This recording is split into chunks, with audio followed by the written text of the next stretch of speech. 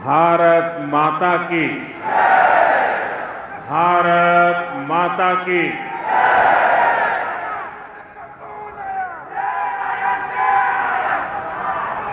गुजरात के लोकप्रिय मुख्यमंत्री श्रीमान भूपेंद्र भाई पटेल, केंद्रीय मंत्रिमंडल के मेरे साथी CR पाटिल, राज्य के उप मुख्यमंत्री भाई हर्ष संघवी, गुजरात भाजपा के अध्यक्ष जगदीश विश्वकर्मा जी, उपस्थित अन्य मंत्रीगण, जनप्रतिनिधिगण और यहां उपस्थित सूरत के मेरे प्यारे भाइयों और बहनों,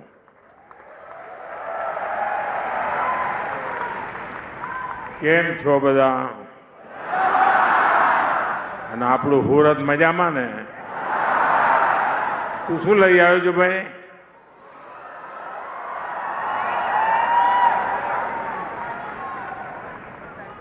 ધન્યવાદ દોસ્ત, સરસ મજાનું ચિત્ર બનાવ્યું છે તે.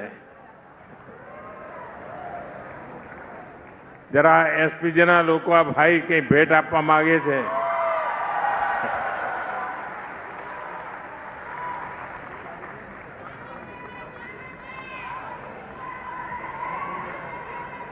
थैंक यू भैया, हमारी टीम ने आपी दो.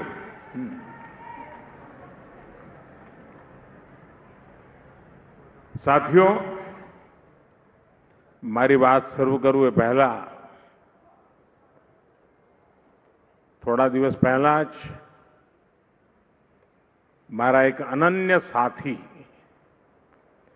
જેમની સાથે અમે વર્ષો સુધી કામ કર્યું અને જીવનની અંતિમ પળ સુધી જે સતત કાર્યરત રહ્યા, એવા કનુભાઈ માવાણીની વિદાય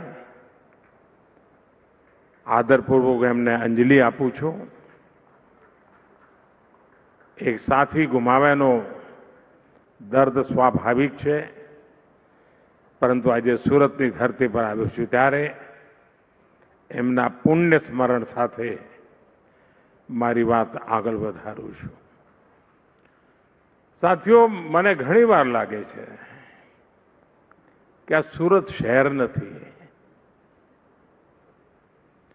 સુરત એક સ્પિરિટ છે.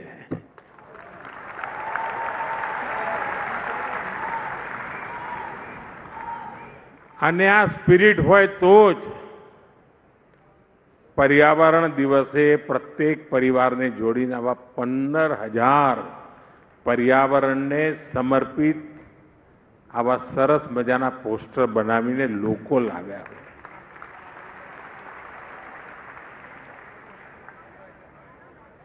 જે પરિવારના સાથોએ આ કામ કર્યું છે એ બધાને હું ખૂબ ખૂબ અભિનંદન આપું છું.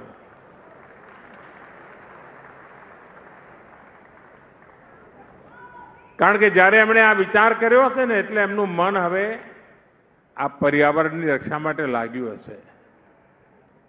અને આપણા કાઠિયાવાડના ઘણા ભાઈઓ એ હુરતમાં રહે છે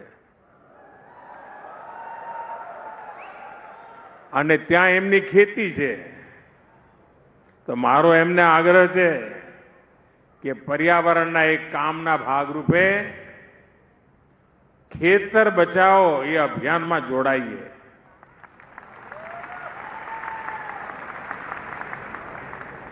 કેમિકલ ફ્રી ખેતી,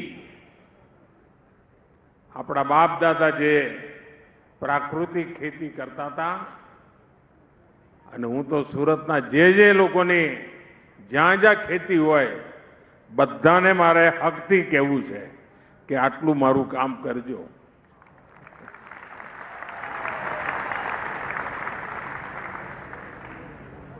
સાથીઓ, અહીંયા બધાએ મારું સ્વાગત કર્યું, જાત જાતના સ્મૃતિ ચિહ્નો આપ્યા, ભેટ સોગાદો આપી. આના કરતા પણ અણમોલ ભેટ સુરતે મને આપી છે. આનાથી પણ અનેક મૂલ્યવાન સુરતનો કચરો મને ભેટ આપ્યો છે. 1 લાખ લોકોએ 5 દિવસ સફાઈનું અભિયાન ચલાવ્યું. મારે માટે આ મોટામાં મોટી સોગાત છે અને આ 1 લાખ લોકોનો અને આખાએ સુરતનો હૃદયથી આભાર માનું છું. ભૂપેન્દ્ર કેવો પ્રધાનમંત્રી છે, સ્વાગતમાં કચરો મળે એનો ગૌરવ કરી રહ્યો છે. કારણ મારે સ્વચ્છતા એને સંસ્કાર બનાવવાના છે. 1 લાખ લોકોનું જોડાવું એટલે સુરતના 1 લાખ પરિવારોનું જોડાવું.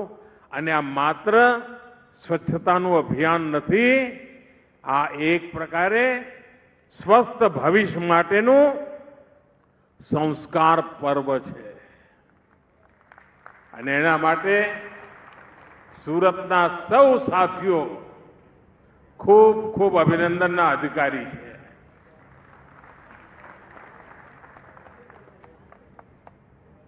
साथियों, स्थानीय निकायों के चुनावों के बाद मैं पहली बार गुजरात आया हूं, सूरत आया हूं. मैं सूरत से पूरे गुजरात के लोगों का वंदन करता हूं, अभिनंदन करता हूं. साथियों, 2.5 दशक से अधिक का समय हो गया है. आप हम सभी को, भाजपा को निरंतर अपना आशीर्वाद दे रहे हैं और समय के साथ ये आशीर्वाद बढ़ता ही जा रहा है.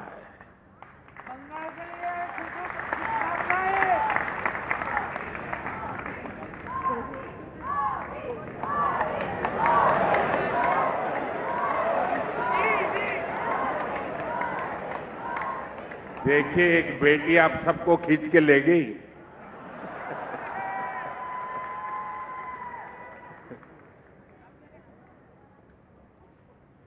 हाल ही में जिला परिषद, तहसील परिषद, नगरपालिका और महानगरपालिका के चुनाव हुए. इनमें गुजरात के लोगों ने भाजपा को इतना समर्थन दिया कि पुराने सारे रिकॉर्ड टूट गए.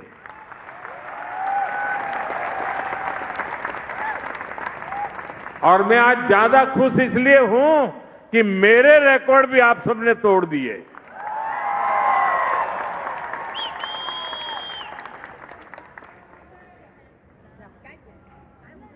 मैं राजनीति में बहुत देर से आया था. शायद 87 में मैं पॉलिटिक्स में आया और उसके बाद पहला चुनाव था सूरत, अहमदाबाद कॉरपोरेशन वगैरह का. और उस पहले चुनाव में हमने भारी विजय प्राप्त किया और तब से लेकर आज तक ये विजय की यात्रा चल ही रही है.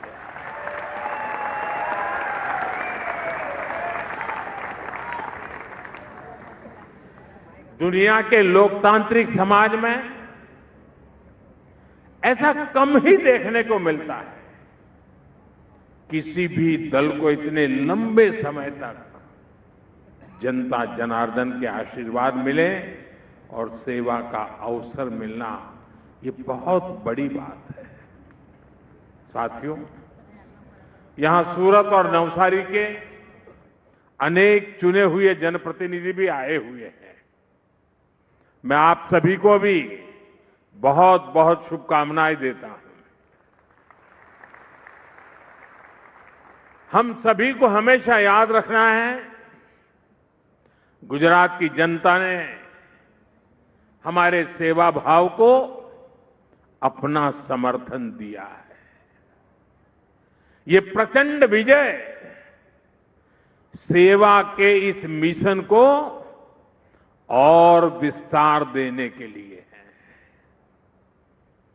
हम सभी को अब और भी अधिक परिश्रम करना है। हमारा संकल्प विकसित गुजरात, विकसित भारत, इस संकल्प को सिद्ध करना सेवा के भाव से समर्पित होकर के करना है। जब मैं कहता हूं सूरत एक शहर नहीं, सूरत एक स्पिरिट है, इसके पीछे मेरा कन्विक्शन है। आप कल्पना कर सकते पूरे हिंदुस्तान में जो शहर लगातार स्वच्छता के अवार्ड प्राप्त करता हो, स्वाभाविक उसको मन कर जाएगा यार बहुत हो गया, इतने अवार्ड ले लिए, अब क्या करना है। लेकिन सूरत ऐसा नहीं कर रहा है। वो आज भी सफाई के अभियान को प्राथमिकता देता है।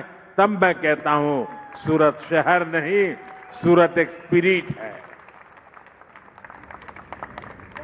साथियों, ये जो हमारा संकल्प है विकसित भारत का, विकसित गुजरात का, ये संकल्प देश के गांव, हर जिले, हर शहर को हम जब विकसित करेंगे तभी सिद्ध होने वाला है। और इसलिए सभी चुने हुए भाजपा जनप्रतिनिधियों की भूमिका बहुत बड़ी है।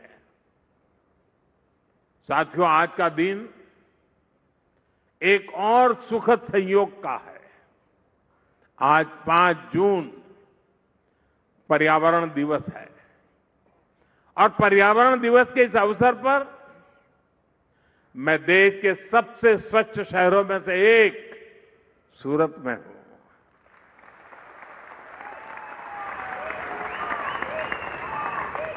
और ये कितने बड़ा गर्व का विषय है कि यही सूरत है जो कभी प्लेग जैसी महामारी से प्रभावित था और आज स्वच्छता के लिए पहचाना जाता रहा है। इसलिए बीते 2.5 दशक से निरंतर प्रयास किए गए हैं। इसमें सूरत के सभी लोग, अधिकारी, कर्मचारी, जनप्रतिनिधि, सबका योगदान। मुझे बताया गया है कि बीते कुछ दिनों में स्वच्छता के लिए विशेष अभियान भी चला है। मैं आप सभी सूरत के वासियों को, आपने देसी भाषा में सुरतीयों ने, मारा वाला सुरतीयों ने खूब खूब अभिनंदन।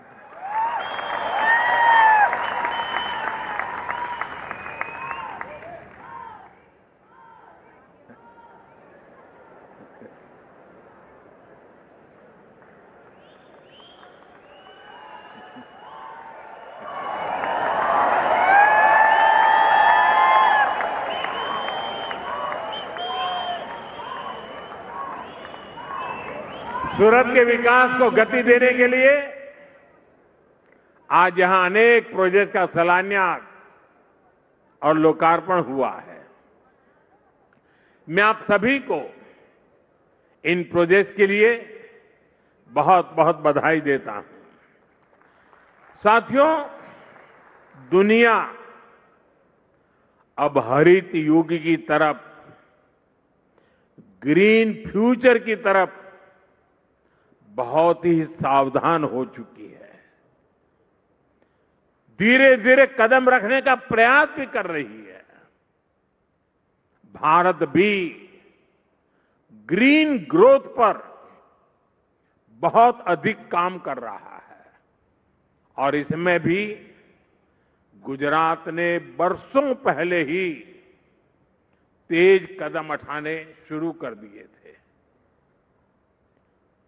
गुजरात राज्य है जिसने इस शताब्दी के प्रारंभ में ही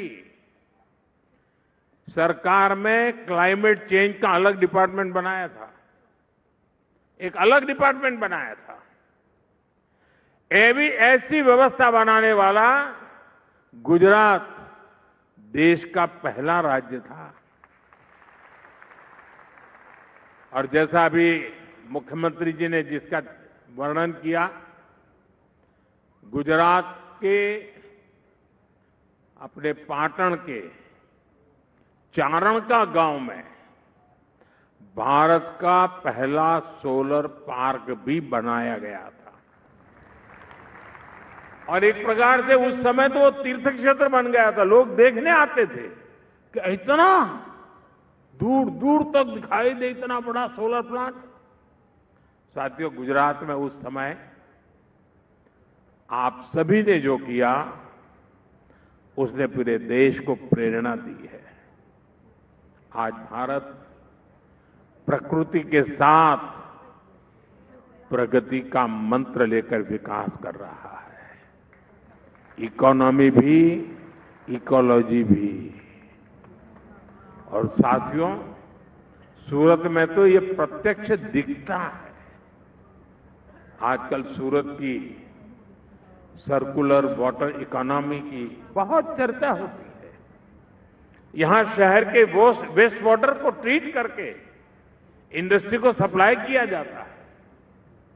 इससे गंदे पानी का मैनेजमेंट भी हो जाता है और पानी से कमाई भी होती है। बीते 12 वर्षों से देश में वेस्ट टू वेल्थ का एक बहुत बड़ा जन आंदोलन चला है।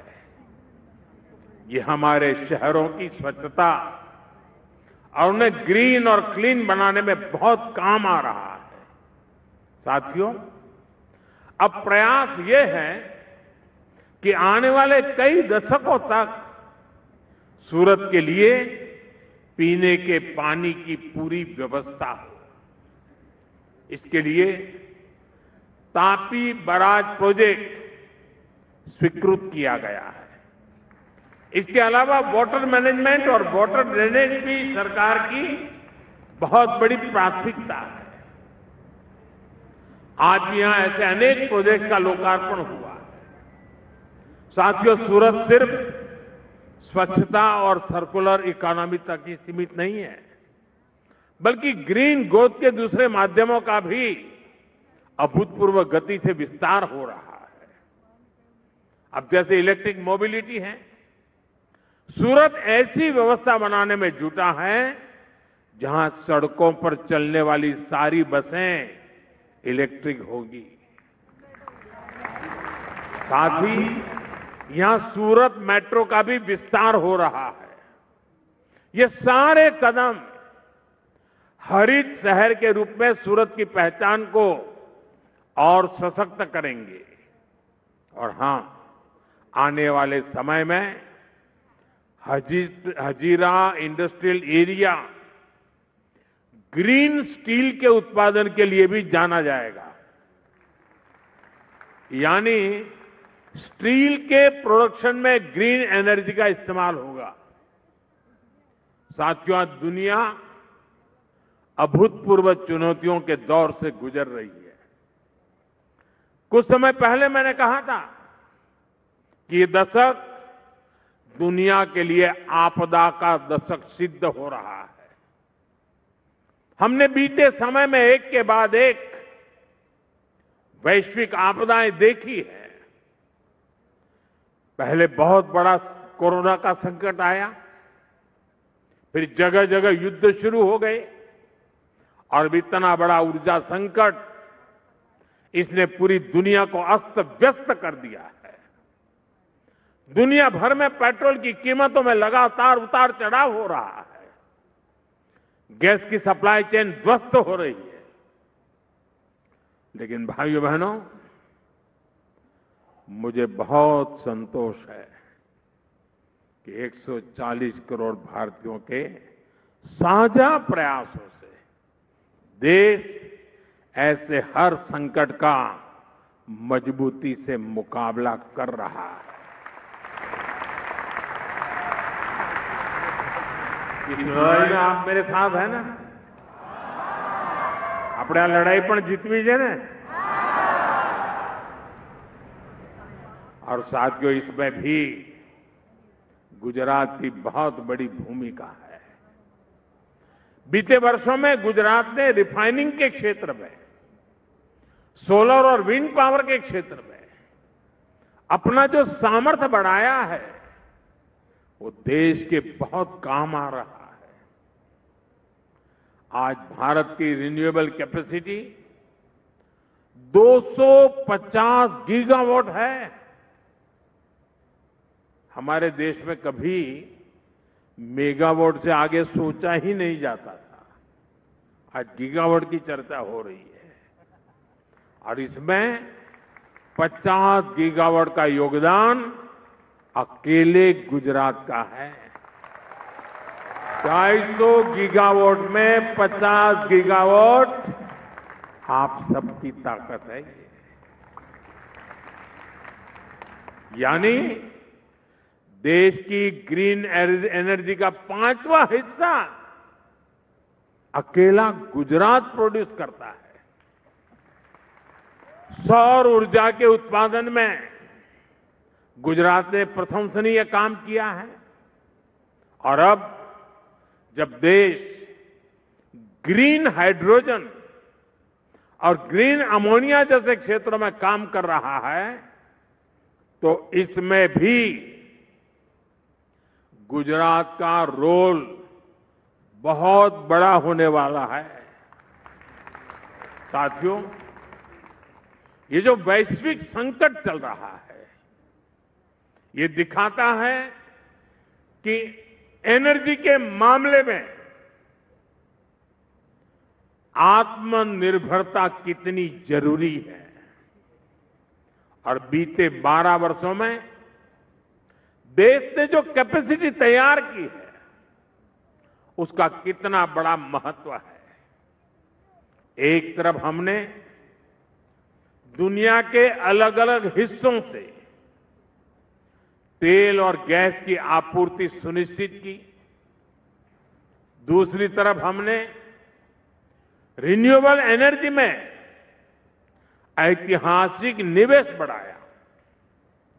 12 वर्ष पहले भारत में सौर ऊर्जा का उत्पादन नाम मात्र का था। आज हम दुनिया के टॉप 5 देशों में से एक हैं, 5 देशों में से एक हैं। और सिर्फ सौर ऊर्जा ही नहीं, हमने भारत में इथेनॉल ब्लेंडिंग की कैपेसिटी बढ़ाई, रेलवे के बिजलीकरण को गति दी, परमाणु ऊर्जा पर काम किया। हमारा जो बिजली का ट्रांसमिशन नेटवर्क पुराना पड़ गया था उसका आधुनिकीकरण किया, उसका विस्तार किया, गैस पाइपलाइन के नेटवर्क का दायरा बहुत अधिक बढ़ाया। हमारे जो पोर्ट है उनकी कैपेसिटी बढ़ाई ताकि वहां ज्यादा से ज्यादा पेट्रोलियम प्रोडक्ट पहुंच सके और जहां संभव हो वह स्टोर भी हो सके। आने वाले समय में देश का ये सामर्थ्य और अधिक बढ़ने वाला है। इस दिशा में हमारी सरकार के प्रयास लगातार जारी है। साथियों, यहां सूरत में आपके बीच आने से पहले मैं हजीरा गया था, अभी हर्ष भाई जी इसका वर्णन कर रहे थे।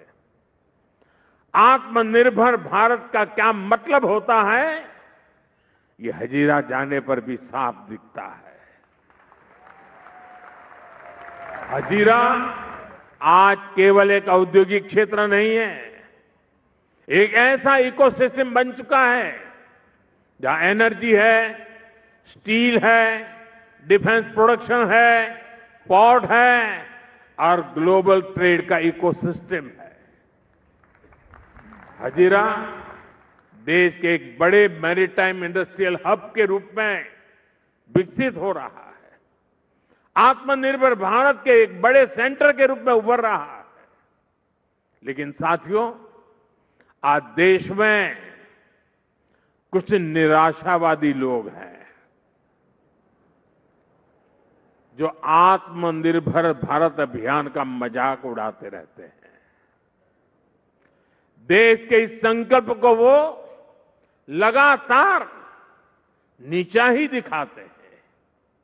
ये वो लोग हैं जिन्होंने हमेशा भारत को दूसरे देशों पर निर्भर रखा।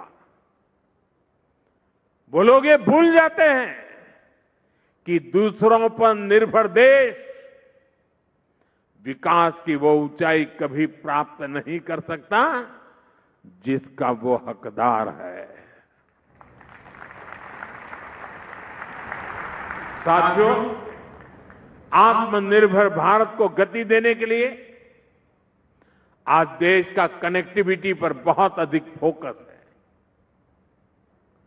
Vadodara Mumbai expressway, dedicated freight corridor और बुलेट ट्रेन जैसे प्रोजेक्ट भारत की इसी प्राथमिकता को दर्शाते हैं।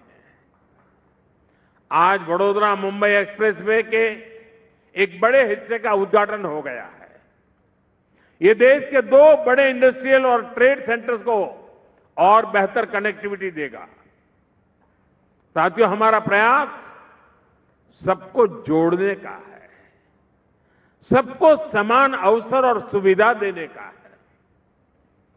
दूर सुदूर के इलाके, आदिवासी क्षेत्र, जिन तक सुविधाएं नहीं पहुंची, उन तक आज आधुनिक कनेक्टिविटी पहुंच रही है। दाहोद, बोडेली, वापी कॉरिडोर इसी संकल्प का प्रतिबिंब है। आप सोचिए, नर्मदा और तापी जिलों के आदिवासी क्षेत्रों तक 4 लेन की सुविधा पहुंच रही है। इससे यात्रा का समय बहुत कम होगा, किराया भाड़ा कम होगा, यानी आदिवासी और ग्रामीण क्षेत्रों के लोगों को पढ़ाई, दवाई और कमाई की बेहतरीन सुविधा मिलेगी। साथियों, कुछ कॉरिडोर से, इस कॉरिडोर से छोटा उदेपुर, नर्मदा, भरूच और तापी जिलों के आदिवासी क्षेत्रों के ये इंडस्ट्रियल बेल्ट से जुड़ जाएंगे। इससे दक्षिण गुजरात के आदिवासी क्षेत्रों में टूरिज्म को भी बल मिलेगा। स्टैच्यू ऑफ यूनिटी, सापुतारा और आसपास के पर्यटन स्थलों तक पहुंचना बहुत आसान हो जाएगा। साथियों, आज यहां सूरत में एक आधुनिक ईएसआईसी अस्पताल का भी लोकार्पण हुआ है। यह अस्पताल हमारे श्रमिक भाई बहनों और उनके परिवारों के लिए बेहतर स्वास्थ्य सेवाओं का नया केंद्र बनेगा। दूसरे राज्यों से जो साथी यहां रहने आए हैं, रोजगार करने आए हैं, उन्हें भी इस अस्पताल से बहुत मदद मिलने वाली है। साथियों, हमारी सरकार देश के विकास को सर्वोपरि रखते हुए काम कर रही है और इसलिए देश का भरोसा भाजपा पर है, भाजपा के विकास कार्यों पर है। इसलिए देश की जनता बार बार भाजपा को जनादेश दे रही है। हाल में ही हुए बंगाल के चुनाव,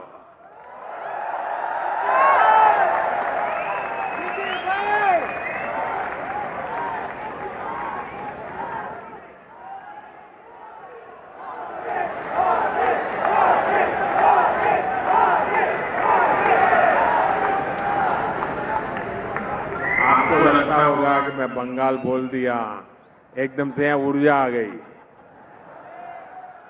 लेकिन मेरा अनुभव था, मैं पिछले दिनों 5 देशों की यात्रा पर था, वहां भी बंगाल बंगाल चल रहा था। हर कोई बंगाल की चर्चा करता था। चुनाव बंगाल के, असम और पुडुचेरी के चुनाव में भाजपा को, एनडीए को बहुत बड़ा जनादेश मिला है। इसके अलावा जो पंचायतों और कॉरपोरेशन के भी चुनाव देश भर में हो रहे हैं, वहां भी बीजेपी को विजय मिल रही है। साथियों, ऐसे हर चुनाव का एक ही मैसेज है, देश अराजकता, अनिश्चितता और निराशा को पसंद नहीं करता। कांग्रेस बीते 12 वर्षों से अराजकता और अनिश्चितता फैलाकर अपने लिए अवसर खोज रही है, लेकिन देश की जनता उसे बार बार करारा जवाब दे रही है। गुजरात के आप लोगों ने तो कांग्रेस को हाशिए पर धकेल दिया है, लेकिन जहां कांग्रेस की सरकारें हैं वहां भी जनता कांग्रेस के कुशासन से तंग आ गई है। अभी अभी हिमाचल में भी स्थानीय निकाय के चुनाव हुए, कांग्रेस की सरकार है, वहां कांग्रेस बुरी तरह हार गई। हिमाचल की जनता ने कांग्रेस के कुशासन को नकार दिया है। इससे पहले हरियाणा के निकाय चुनाव में कांग्रेस को हार मिली और पंजाब के लोगों ने भी कांग्रेस को स्पष्ट संदेश दे दिया है। संदेश ये है कि कांग्रेस की परजीवी पॉलिटिक्स नहीं चलेगी, कांग्रेस की अराजकता में अवसर ढूंढने की राजनीति नहीं चलेगी। कर्नाटका की जनता में भी कांग्रेस सरकार को लेकर के बहुत आक्रोश है और यही कारण है कि कर्नाटका में भी कांग्रेस को सीएम बदलना पड़ रहा है। साथियों, भारत नकारात्मकता से कहीं आगे निकल चुका है। यह असीमित आशावाद वाला देश है, अद्भुत आकांक्षाओं से लैस देश है। भारत के नागरिक सपनों से भरे हुए हैं, संकल्पों से भरे हुए हैं और संकल्प को सिद्धि में बदलने के लिए प्रतिबद्ध जनता जनार्दन है। और जब देश की जनशक्ति संकल्पित है तो देश का हर लक्ष्य पा सकता है और यही भारत की ताकत है। आइए हम विकसित भारत के निर्माण को मिलकर एक साथ मिलकर के गति दें। हम सपनों को संकल्प में बदलें और संकल्प को सिद्धि में परिवर्तित करने के लिए अपने आप को झोंक दे। दोस्तों, मैं आपके साथ कंधे से कंधा मिलाकर खड़ा हूं। आप 2 कदम चलेंगे, मैं 3 कदम चलने के लिए तैयार हूं।